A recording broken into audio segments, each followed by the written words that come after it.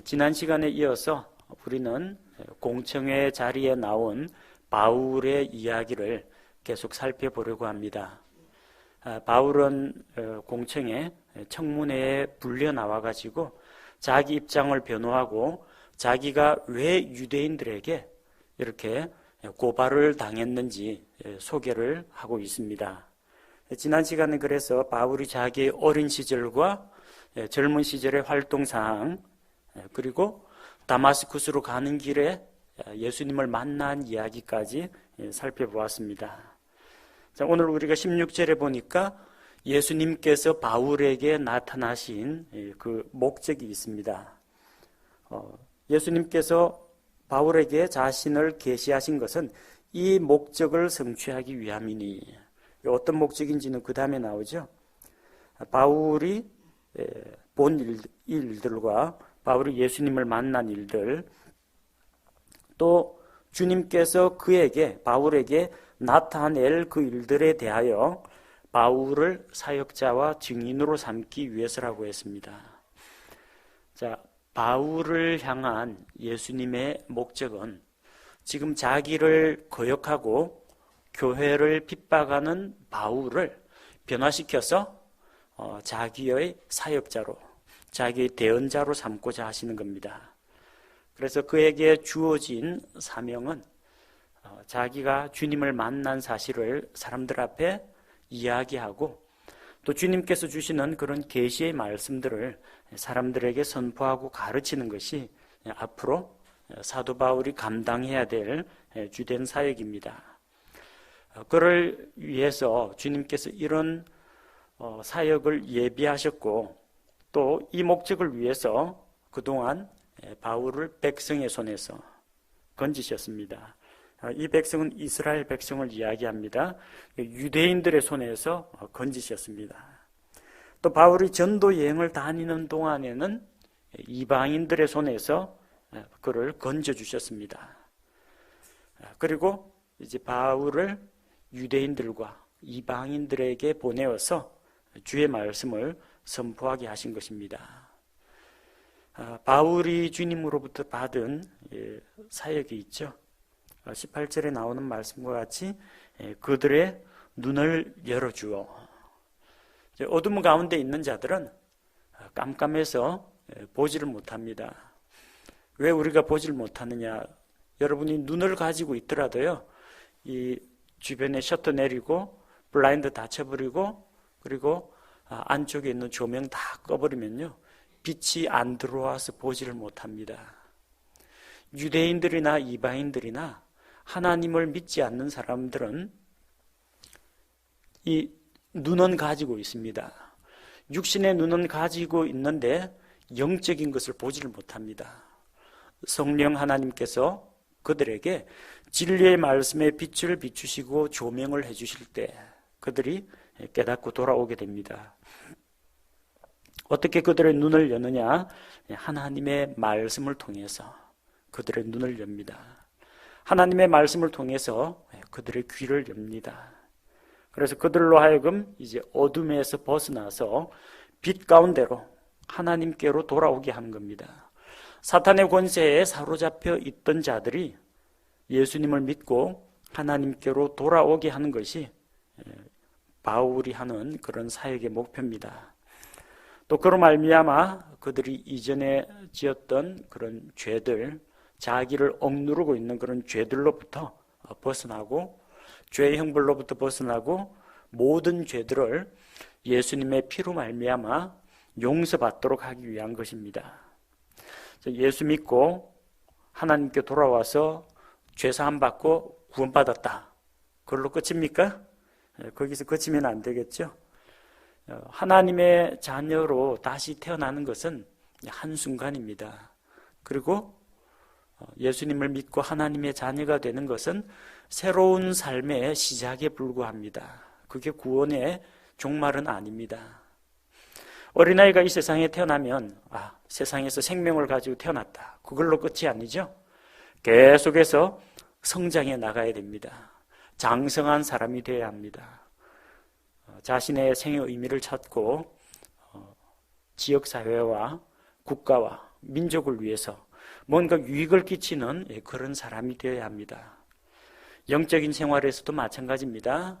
믿고 구원받은 것은 이제 새로운 삶의 시작에 불과합니다. 그럼 그 다음에는 어떤 일들이 기다리고 있느냐? 우리 본문 말씀에 나온 것처럼 내 안에 있는 믿음으로 거룩히 구별된 자들 가운데에서, 내 안에 누구 안에입니까? 그리스도 안에. 믿음은 어디에 있어요? 믿음의 창시자요, 또한 완성자이신 예수 그리스도 안에 있습니다. 그 예수 그리스도 안에 있는 믿음이 내가 주님의 말씀을 받아들일 때 그 말씀이 내게, 그 말씀을 통해서 믿음이 내게로 오는 겁니다. 믿음은 들음에서 오며, 믿음은 하나님의 말씀을 듣는 데서 옵니다. 그래서 그리스도 안에 있는 그 믿음으로 말미암아 우리가 의롭게 되고 거룩하게 구별됩니다. 그리고 더 나아가서 우리로 하여금 저 영원한 곳에서 상속 유업을 받게 하는 것입니다. 단순히 천국에 들어간다, 주님의 왕국에 들어간다, 그걸로 끝이 아닙니다. 그 왕국에 들어가서 풍성한 삶을 누릴 수 있도록 상속 유업도 받게 하는 겁니다. 말하자면 우리가 미국에 가려고 하는데 이제 대사관 인터뷰를 통해서 미국에 들어와도 좋습니다 하는 이제 비자를 받았습니다. 비자 받았으면 입국 허가가 난 겁니다. 그럼 입국 허가만 나면은 답니까? 가서 뭐 먹고 살 겁니까? 거기 뭐 집이라도 있어야 되고 땅이라도 있어야 되고 재산이라도 있어야 되지 않습니까? 미국에 입국 허가가 난 거 그게 끝이 아닙니다.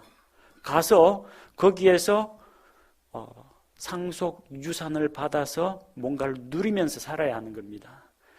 예수 믿고 천국 들어간다, 그리스도의 왕국에 들어간다, 믿음으로 들어갑니다. 그러나 간신히 죄에서 벗어나서 불 가운데서 구출한 자처럼 자기 목숨만 간신히 건져서 들어가는 것이 아니라 넉넉하게 승리하는 삶을 통해서, 섬김의 삶을 통해서, 또 선한 간증과 열매를 맺는 삶을 통해서 그 왕국에서도 넉넉한 보상을 받으면서, 왕국에 들어가는 건 기본이고 그것과 동반하여 넉넉한 보상과 상급을 누리면서 들어가는 것이 바울의 사역의 목표입니다. 그래서 그는 계속해서 교회에 이제 서신을 보내고 성도들을 말씀으로 권면하고 죄 가운데 있는 자들이 있으면 단호하게 책망하고 회개를 촉구했던 겁니까? 했던 것입니다. 만약 그가 구원받는, 사람들이 구원받는 것에만 목표를 두었더라면 그냥 복음의 말씀을 뿌리고 계속 다녔을 겁니다.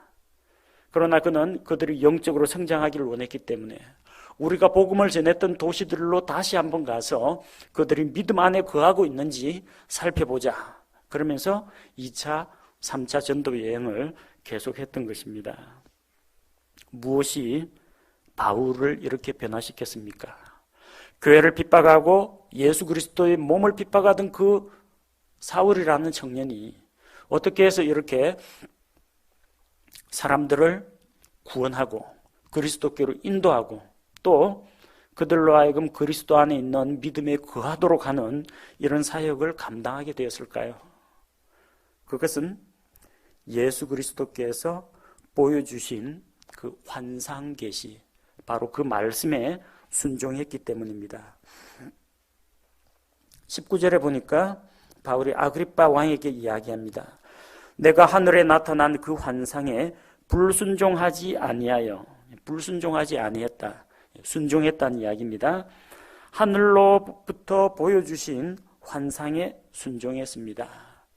환상이라는 단어를 우리가 영어 성경에서 찾아보면 비전이라고 되어 있습니다. 라틴어에서 유래한 비드, 보다란 뜻이죠. 비데오, 텔레비전, 그 비전입니다. 비전은 보통 환상이라고 번역을 합니다. 그런데 우리말에서는 이제 환상하면은 헛된 영상, 헛된 이미지, 실제가 아닌 것, 그런 것을 환상이라고 이야기합니다. 그래서 환상에 대해서 조금 오해를 할 수가 있는데 바울이 본 환상은 헛것을 봤다, 헛개비를 봤다, 그런 이야기가 아닙니다. 그가 하늘로부터 계시된 그 환상을 보았는데, 그 환상이라는 것은 주님께서 그에게 보여주신, 그리고 들려주신 말씀 계시를 이야기합니다. 자, 환상이 무엇인지에 대해서, 비전이 무엇인지에 대해서 우리가 사무엘기상을 통해서 볼 수 있습니다. 사무엘상 3장 1절. 사무엘상 3장 1절을 보겠습니다.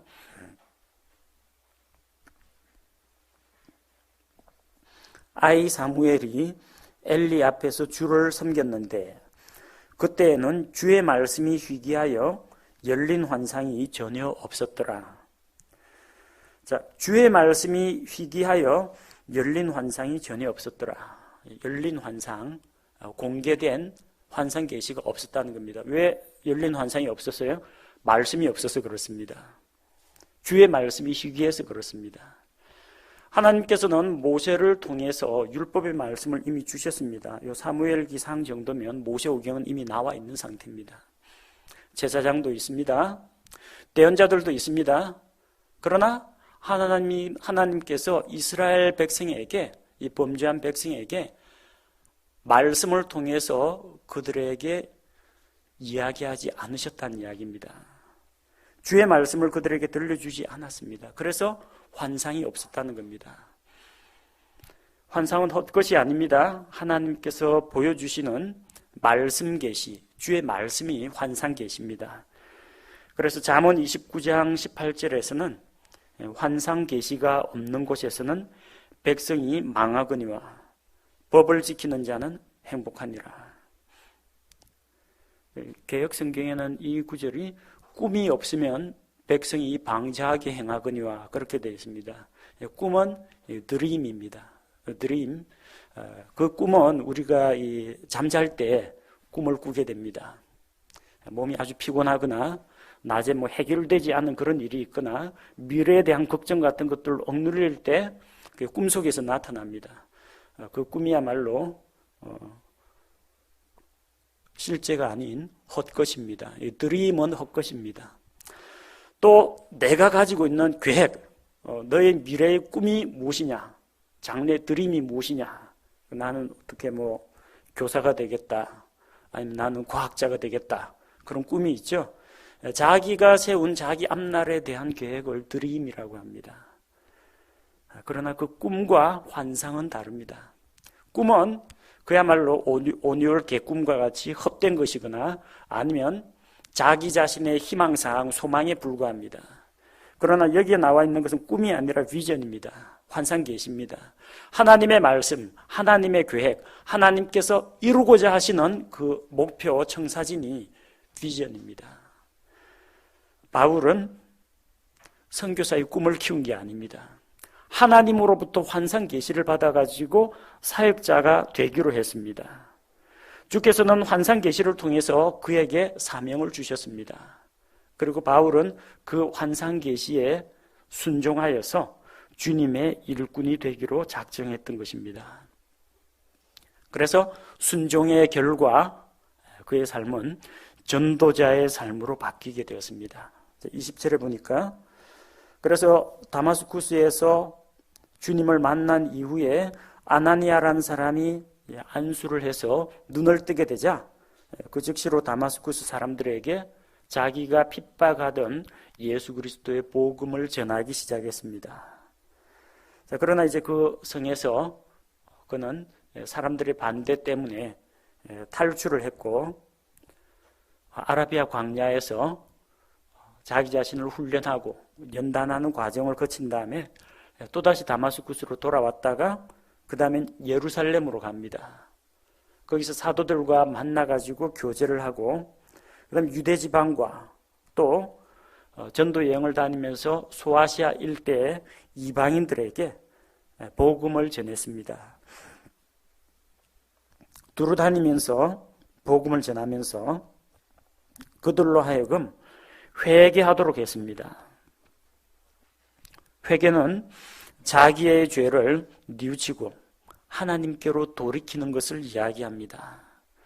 뭐 자기가 지은 죄의 목록을 나열하라는 것도 아니고 가슴을 치면서 통곡하면서 울고불고 하라는 이야기도 아닙니다. 진정한 회개는 죄의 길에서 돌이키는 것을 이야기합니다. 한국 기독교에서는 회개 가운데 회는 아주 잘합니다.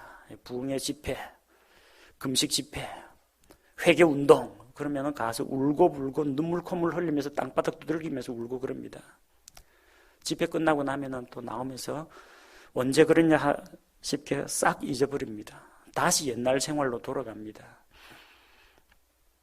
죄에 대해서 슬퍼하고 뉘우치고 용서받는 그런 기쁨은 누리는데 죄를 끊질 못합니다. 죄에서 돌이키질 않습니다. 계속 죄 가운데 머물러 있습니다. 그러다 보니까 삶의 변화가 없는 겁니다. 진짜 중요한 거는 뉘우칠 회자뿐만 아니라 그 뒤에 나온 개, 고칠 개, 죄에서 떠나서 방향 전환하는 것이 중요합니다. 방향 전환을 하면 어떻게 돼요? 죄의 길로 가던 사람이, 지옥을 향해 달려가던 사람이 하나님께로 나아오게 됩니다. 그래서 이제 하나님께 돌아와. 하나님께 돌아와서 이제 구원받았습니다. 그게 끝은 아니죠. 구원받은 사람으로서 어떻게 해야 돼요? 회개에 합당한 일들을 행해야 합니다. 구원받기 위해서는 어떤 선행이나 의로운 행실이 필요하지는 않습니다. 값 없이 은혜로 구원받습니다. 그러나 구원받은 사람은 구원받은 자로서 구원받은 삶의 열매가 나타나야 합니다. 회개의 열매가 나타나야 합니다. 믿는다면 믿는 거로 믿음의 행위가 수반되어야 합니다. 그래서 하나님께 돌아와서 회개에 합당한 일들을 행하라고 사람들을 가르친 겁니다. 바울이 핍박을 받는 이유는 바로 이것 때문입니다. 이런 까닭에 유대인들이 바울을 성전에서 붙잡아 죽이려고 한 겁니다. 바울이 한 일들 보니까 로마법에 저촉되는 일은 없습니다. 황제에게 반기를 든 것도 아니고 로마의 법을 어긴 것도 아니고 이 세상의 어떤 도덕이라든지 법치 질서를 어긴 것도 아닙니다. 오로지 보니까 유대인들은 모세율법, 조상들의 전통 이런 걸 지키고 성전에 가서 희생제사를 드리고 이러는데 바울은 예수 그리스도로부터 받은 바 은혜의 말씀, 은혜의 복음을 전합니다. 율법의 행위가 없을지라도, 짐승 희생물이 없을지라도 오직 예수 그리스도의 십자가의 대속의 공로로 말미암아 죄 용서받고 하나님의 자녀가 되고 새 생명 가운데서 살아간다. 이 복음 전하다가 그가 핍박을 받은 겁니다.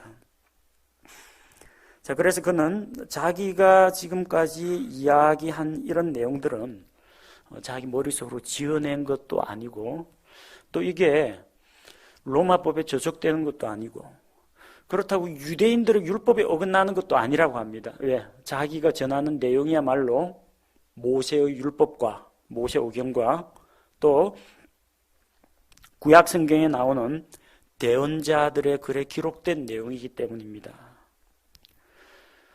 예수 그리스도께서 이 세상에 오실 것 어디에 기록되어 있어요?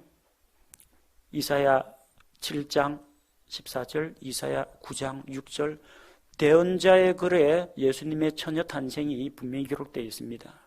예수님이 남자로 말미암지 않고 여자이시로 오신다는 것 창세기 3장 15절에 기록되어 있습니다. 창세기는 모세오경입니다. 이사야는 대언자의 글입니다. 예수님의 십자가의 고난, 죽음 어디에 기록되어 있습니까? 이사야 53장에 나옵니다. 시편 22편에 나옵니다. 십자가에 달릴 것은 모형으로 보여주셨는데 민수기 21장에 나옵니다.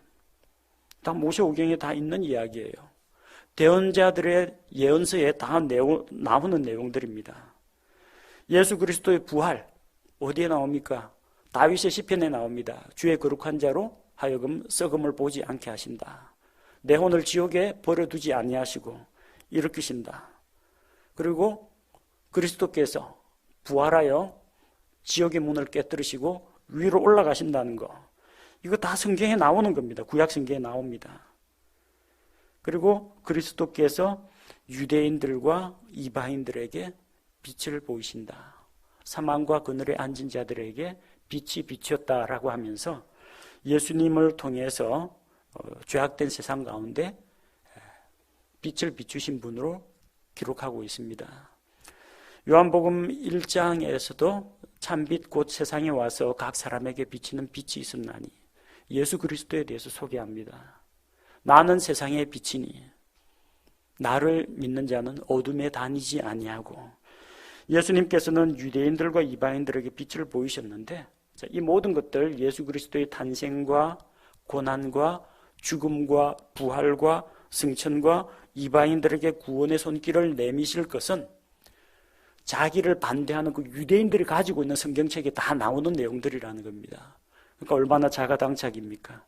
자기들은 그 성경을 하나님의 말씀으로 믿으면서 그 성경에 나오는 교리대로 선포하고 가르치는 바울을 핍박한다니 참 어리석은 이야기라는 겁니다. 자, 바울이 자기를 위해서 이렇게 변호하고 말을 하니까 듣다가 이제 베스도 총독이 이제 버럭 소리를 지릅니다. 바울아, 내가 제정신이 아니니 많은 학식이 너를 미치게 하는도다. 가만히 들어보니까 이 사람 바울이라는 청년이 자라오면서 교육받은 거라든지 성경에 대한 지식이라든지 이 말하는 것들을 보니까 너무나 학식 있고 지적 있고 논리정연한 사람입니다. 근데 그래서 베스도 입장에서는 보기에 그 바울이, 이 똑똑한 사람이 어떤 종교 하나에 심취해가지고 헷가닥 머리가 돌아버렸다고 생각한 겁니다. 그래서 원래 이 공부를 너무 많이 하거나 생각이 좀 깊은 사람은요, 정신병에 잘 걸립니다. 자기만의 세계에 푹 빠져가지고 많은 학식이 너를 미치게 하는도다 하면서 책망을 합니다. 하지만 그는 베스도 앞에서 나는 미치지 않았고 참된 말과 맑은 정신의 말을 하고 있다고 담대하게 이야기합니다. 그리고 베스도 옆에 앉아있는 이제 아그리빠 왕 앞에 호소를 합니다. 왕께서는 이 일들에 대하여 아심으로 내가 아무 거리낌 없이 아뢰입니다. 아그리빠 왕은 유대 종교에 대해서 잘 알고 있습니다. 이 헤롯 아그리빠 2세, 그 위쪽에 있는 헤롯 대왕, 헤롯 안디바, 헤롯 아그리빠 1세 다 예수 그리스도하고 연관되어 있습니다. 헤롯 대왕은 예수 그리스도의 탄생과 관련돼 가지고 아이 예수님을 죽이려고 했었고요. 헤롯 안디바는 침례자 요한을 목베어 죽였고 예수님께서 지상 사역을 할 동안에 계속해서 예수님을 감시하고 견제하던 왕이었습니다.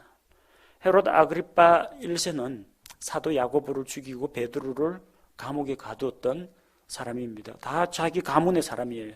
그 다음에 지금 헤롯 아그리빠 2세가 바울과 만나게 된 겁니다.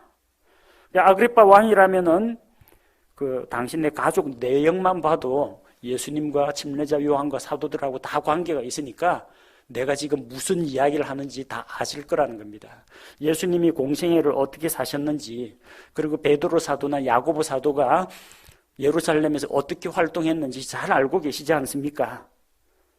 이거는 어느 한 구석에서 골방에서 지어낸 이야기가 아니라 모든 유대인들 앞에 다 공개된 이야기요, 성경에 다 기록되어 있고 예언으로 성취가 된 내용이기 때문에 숨기지 않고 왕에게 다 이미 알려진 내용이라는 겁니다. 바울이 아그리빠 왕에게 좀 더 강하게 도전을 합니다. 왕이시여, 왕은 대언자들의 글을 믿습니까? 질문을 던집니다. 아그리빠는 에돔 사람이지만 할례를 받고 유대교로 기화한 사람입니다.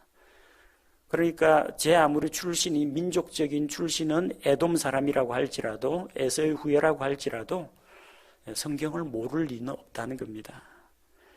왕은 대언자들의 글을 믿습니까? 나는 당신이 믿는다고 알고 있습니다. 만약 대언자들의 글을 믿는다면 모세의 율법과 대언자들에 의해서 증언을 받은 예수 그리스도도 믿어야 한다는 겁니다. 예수님의 고난과 십자가, 대속의 죽음과 부활도 믿어야 한다는 겁니다. 모세는 믿는데 예수는 못 믿겠다. 이사야는 믿겠는데 예수는 못 믿겠다. 이건 말이 되지 않는 것입니다. 자, 이렇게 이야기하자 아그리파 왕은 바울에 대해서 한편으로는 이제 탐복하면서 한편으로는 이제 조롱합니다. 바울에게 말하기를 내가 나를 설득하여 거의 그리스도인이 되게 하는도다. 내가 하마터면 너한테 넘어갈 뻔했다. 그 이야기입니다. 아직 안 넘어갔습니다. 넘어가야 되는데 안 넘어갔다는 겁니다. 거의 almost 거의 그리스도인이 됐다는 겁니다. 그럼 아직 그리스도인이 아닙니다. 차 타고 갈 때 그러지 엄마 다 와가요? 조금만 가면은 도착이야. 아직 도착 안 했다는 이야기입니다. 조금 남았다는 이야기예요. 반쯤 죽여놨다. 죽은 거 아닙니다. 아직 살아 있습니다. 반쯤 죽여놓은 건 아직 안 죽었어요.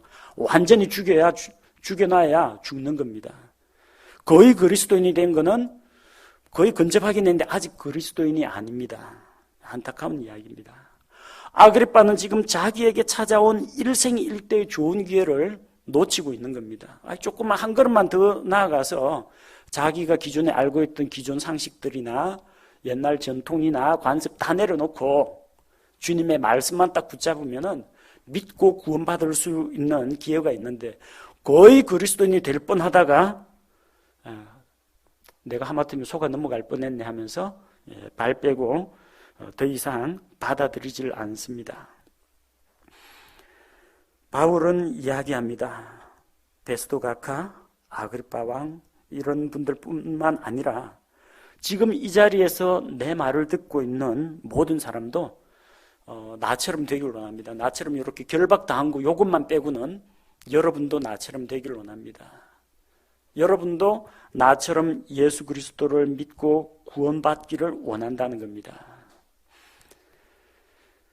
청문회 자리에서도 자기가 어떻게 하면 이 자리에서 무죄 석방될까 그걸 생각하는 게 아니라 지금 사람들은 바울을 죄인이라고 고소를 했는데 바울은 하나님 앞에서 죄인인 그 사람들을 향해서 죄인들이 회개하고 돌아오기를 원하면서 자기의 간증과 함께 예수 그리스도의 복음을 전하는 겁니다. 자, 그가 지금까지 이야기하는 것을 아그리빠 왕도 듣고 베스도 총독도 그리고 버니게도 듣고 그 지방 유력 인사들도 다 들었습니다.